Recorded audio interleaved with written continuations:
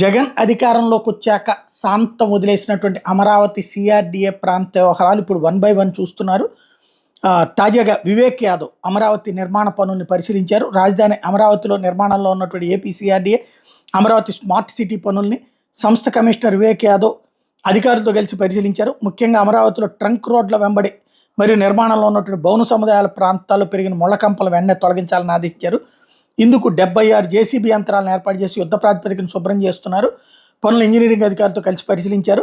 ఆ తర్వాత రాయపూర్లో నిర్మాణంలో ఉన్నటువంటి అమరావతి కమాండ్ కంట్రోల్ సెంటర్ పనులను కూడా పరిశీలించి ఆ పనులు కూడా వెంటనే పూర్తి చేయమని చెప్పి ఆదేశించారు.